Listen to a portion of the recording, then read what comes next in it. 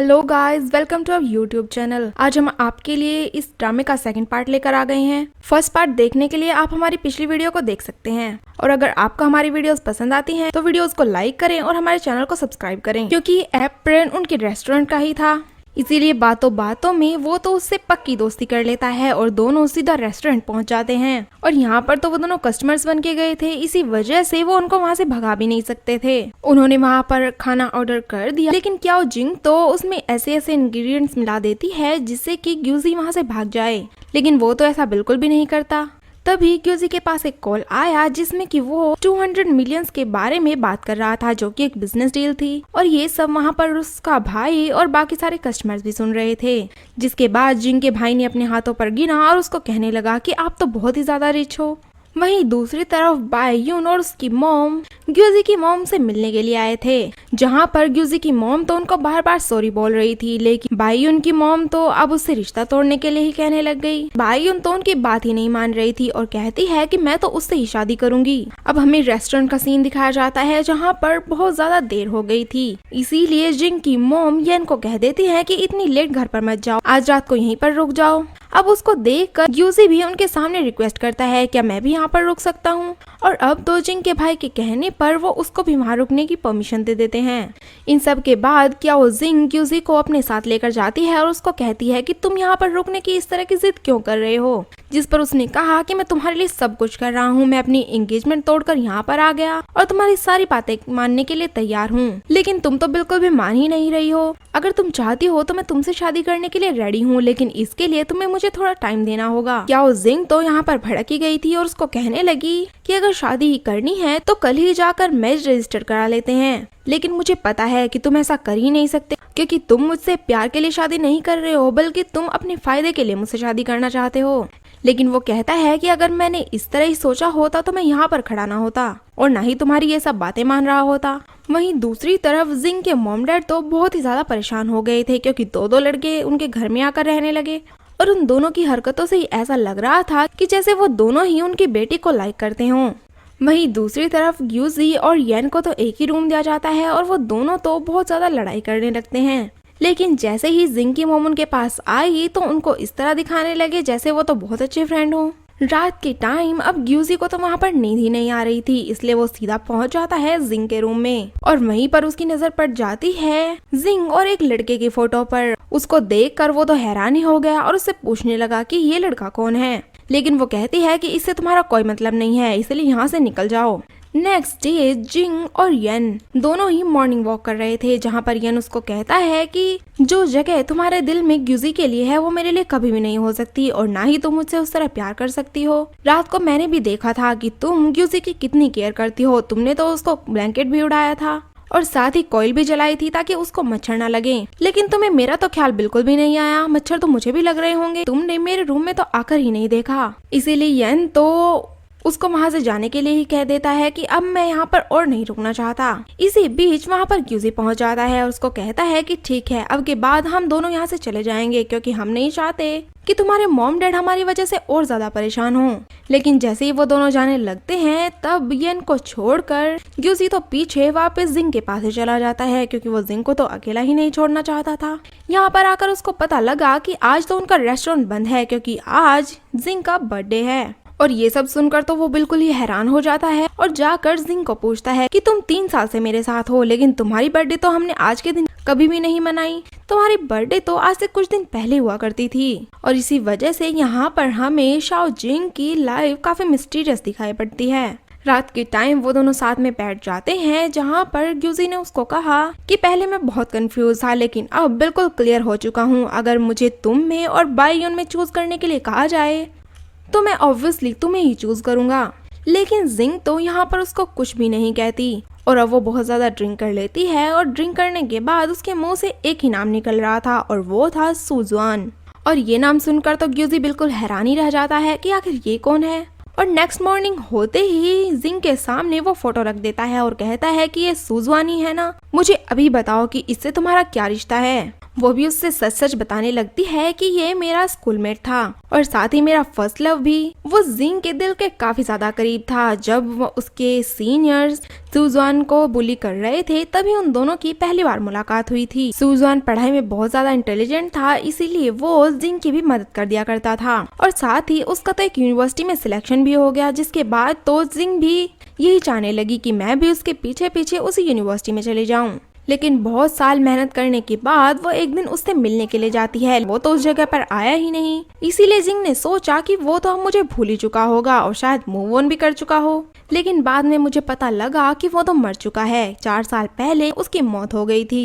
Actually 4 साल पहले एक एक्सीडेंट हुआ था शिलिन माउंटेन्स में, और वो एक्सीडेंट किसी और के साथ नहीं बल्कि तुम्हारी गाड़ी के साथ हुआ था। इसके बाद तुम दोनों की हालत तो बहुत ज्यादा खराब हो गई थी। इसी वजह से सुजॉन का हार्ट तुम्हारे अंदर ट्रांसप्लांट कर दिया गया, जिसके बाद मैं तुम्हारे साथ ही रहने लगी। ग्यूजी सोचता है कि शायद ये कोई कोइंसिडेंट होगा, लेकिन वो उसे बताती है कि ये कोई कोइंसिडेंट नहीं बल्कि एक प्लानिंग थी और इसी प्लानिंग के चलते वो 3 साल पहले उसकी लाइफ में आई थी।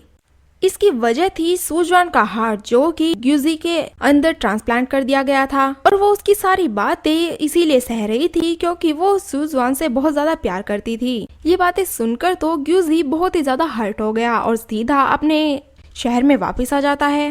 वहीं दूसरी तरफ हम लोग जिंग को देखते हैं, जो कि अब भी सुजवान के बारे में इन्वेस्टिगेशन ही कर रही थी। उसको कुछ क्लूज चाहिए थे, लेकिन इन्वेस्टिगेशन से भी उसको कुछ भी नहीं मिल पाता।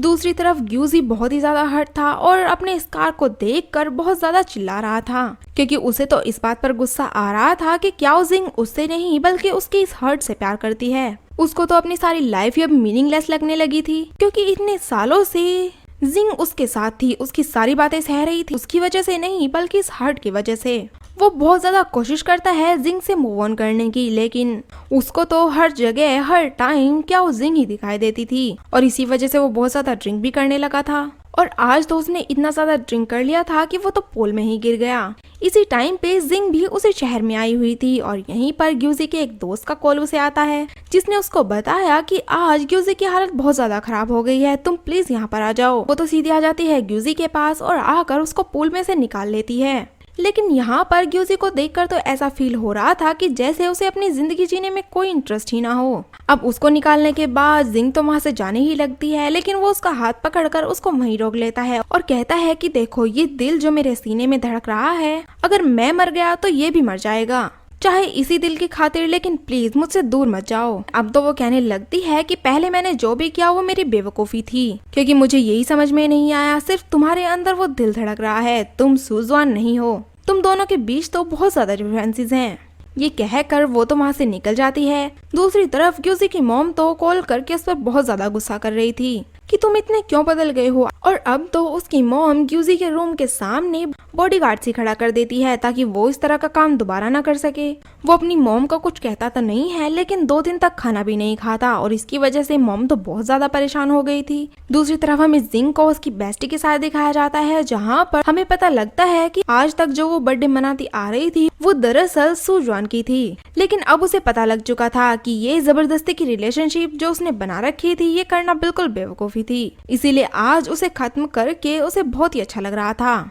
अब एक दिन बायन जिंग के पास आता है और उसको कहता है कि क्या तुम सच में ही किसी को छोड़ रही हो। इस पर उसने कहा कि हाँ, ये बात बिल्कुल सच है, जिस पर वो उससे कहने लगता है कि अब्रॉड में मेरी कंपनी की एक और फ्रेंचाइजी खुल रही है, तो मेरे साथ चलो, हम यहाँ से बहुत दूर चले जाएंगे, जिसकी वजह से ग्यूजी भी तुम्हारे पीछे नहीं आ पाएगा और मेरे हिसाब से तो ये तुम्हारे लिए बिल्कुल बेस्ट ऑप्शन है। अब सीन शिफ्ट होकर ग्यूजी के रूम पर चला जाता है। वो तो वहाँ से खिड़की तोड़कर बाहर ही निकल गया था। अब उसकी चेस्ट में बहुत ज्यादा पेन हो रहा था, इसीलिए वो बेहोश हो गया और होश में आते ही सीधा हॉस्पिटल में लेटा हुआ था। तभी उसके पास एक मैसेज आता है जिससे कि उसको पता लग गया था कि क्याओ जिंग अभी कहाँ पर है, इसीलिए वो अपनी हालत की परवाह किए बिना ही वहाँ से भागने लगता है ताकि वो क्याओ जिंग को जाने से रोक सके।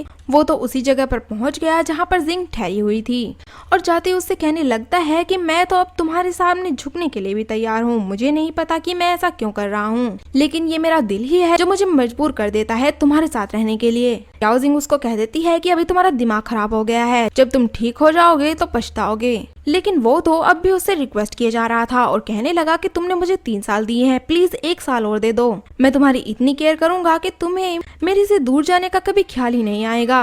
वैसे भी तुम सुजवान की एक्सीडेंट के बारे में जानना चाहती थी, अगर तुम कहो तो मैं उस इन्वेस्टिगेशन में भी तुम्हारी हेल्प करने के लिए तैयार हूँ। और ये बात सुनकर तो क्याओ जिंग उसकी बात एकदम से मान जाती है और उसको लेकर अब तो सीधा हॉस्पिटल में ही आ गई थी और वहाँ पर बैठकर सोचने लगी कि वैसे भी तो मैं इतने साल से कोशिश ही कर रही हूँ और जहाँ तक मुझे लगता है कि ऐसा सिर्फ ग्यूजी ही है जो कि मेरी हेल्प कर सकता है।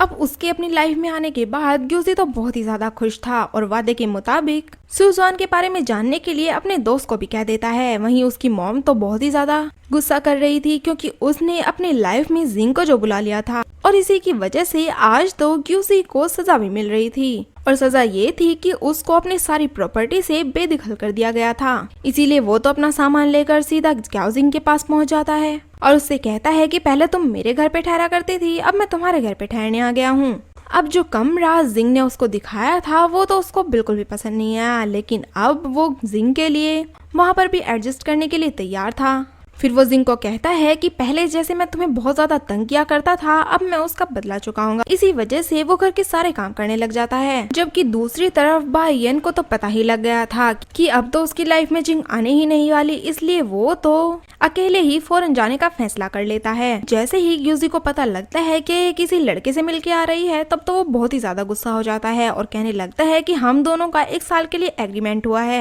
इसलिए तुम अब के बाद किसी से भी नहीं मिल सकती। उसका इतना गुस्सा देखकर तो अब जिंग को भी गुस्सा आ गया और वो तो अब उसको मारपीट कर उसे घर से ही निकाल देती है। तब जाकर ग्यूजी को रियलाइज हुआ कि एक दिन उसने भी जिंग को ऐसे ही घर से बाहर निकाला था।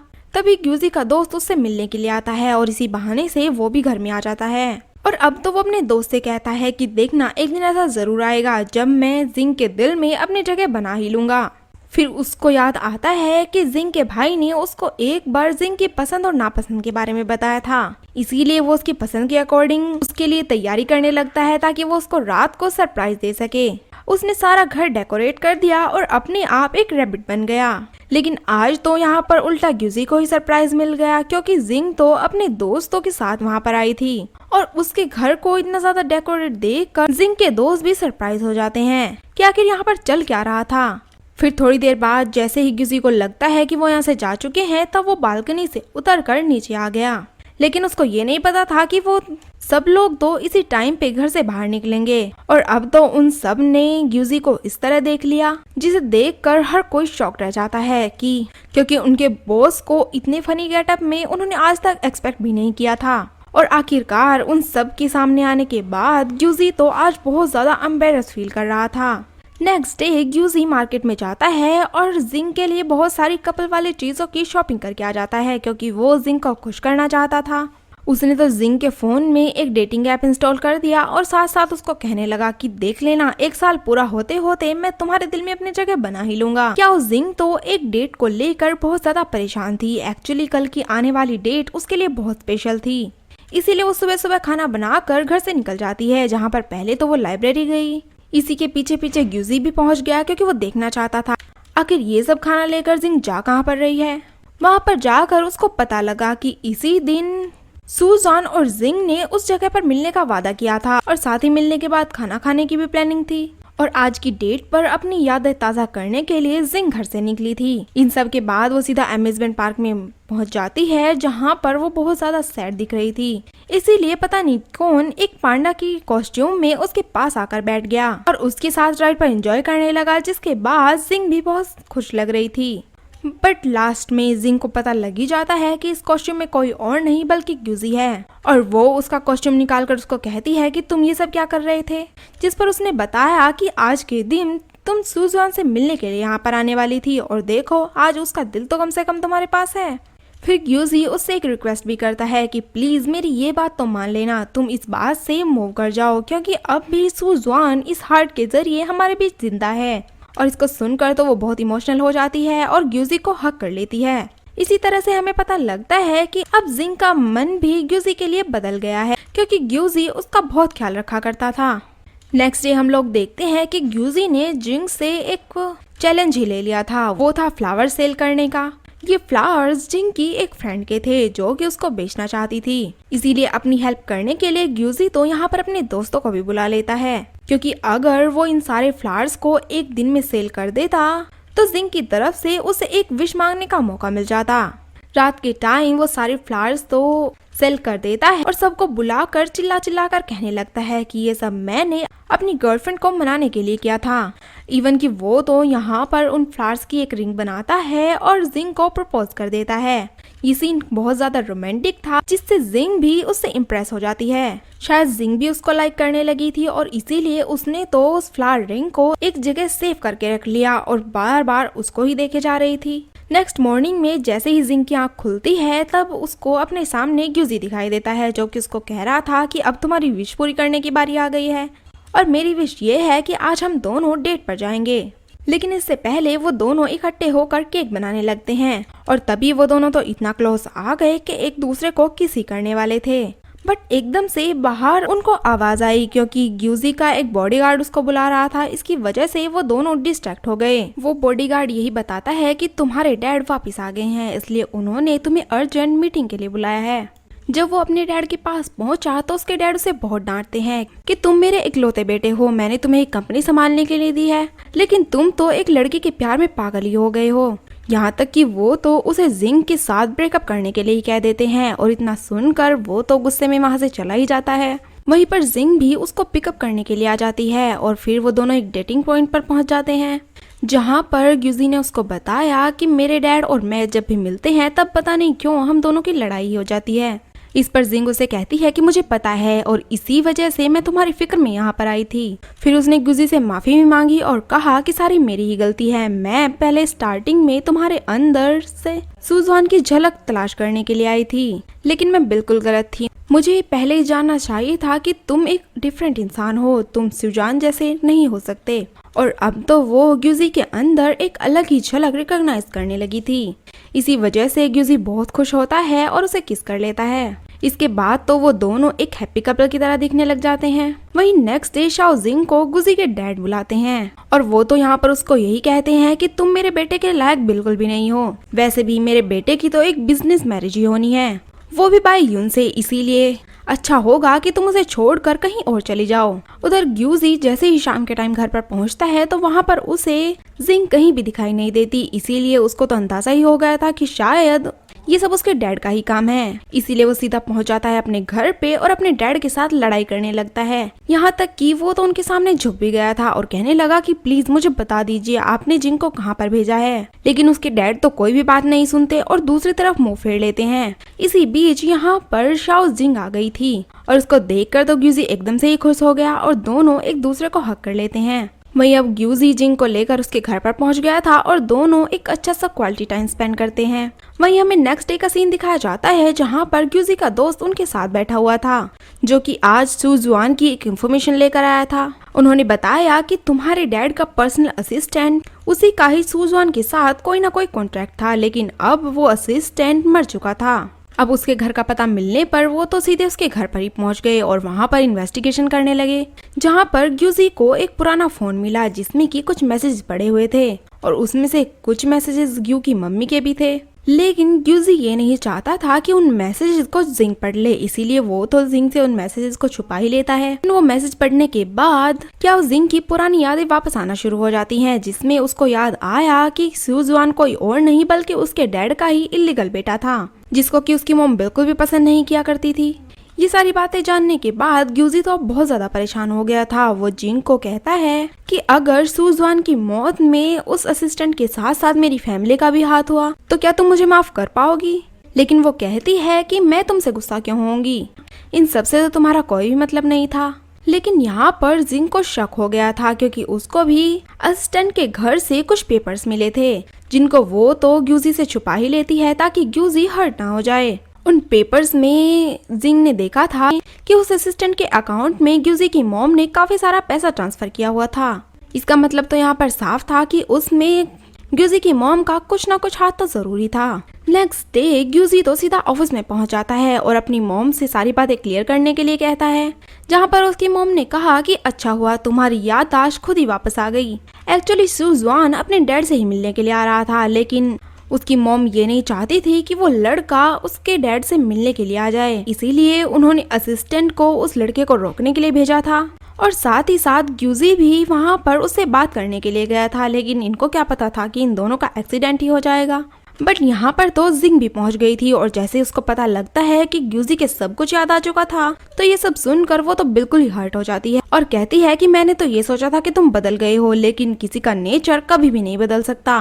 तभी यहाँ पर एंट्री होती है एक सीक्रेट कैरेक्टर की और जो कोई और नहीं बल्कि सुजवानी था और वो यहाँ पर लिफ्ट से ऊपर आ रहा था।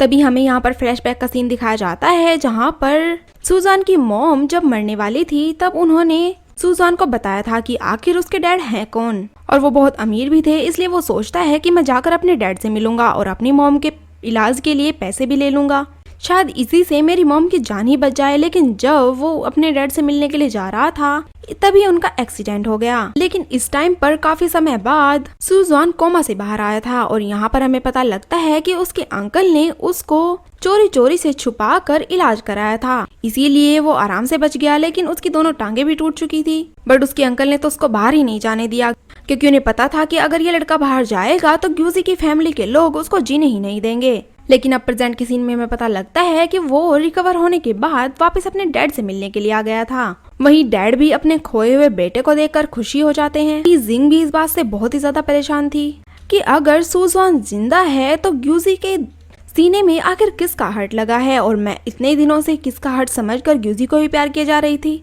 वहीं ग्यू भी इसी बात से हैरान था। तब उसकी मॉम ने बताया कि जिसने तुम्हें ये हर्ट दिया था वो डोनर अननोन था, इसीलिए मैंने चालाकी से उसकी जगह सुजवान का नाम लिखवा दिया था क्योंकि उसकी बॉडी भी किसी ने नहीं देखी थी, इसीलिए सबको यही लगता था कि सुजवान इस दुनिया से जा चुका है। नेक्स्ट सीन में हमें दिखाया जाता है कि आज के दिन डैड सुजवान को सबसे इंट्रोड्यूस कराते हैं और कहते हैं कि ये मेरा बेटा है और बड़ा बेटा होने की वजह से ये मेरी फैमिली का एक इम्पोर्टेंट मेंबर भी है। लेकिन ग्यूजी जब यहाँ पर सुजवान को देखता है तब उसको देखकर तो बहुत जेलस ही हो गया और उठकर डिनर से चला ही गया। अब वो तो सीधा क्या वो जिंग के पास चला जाता है, लेकिन जिंग तो उससे बिल्कुल भी बात नहीं करना चाहती थी और उसको कहती है कि यहाँ से चले जाओ।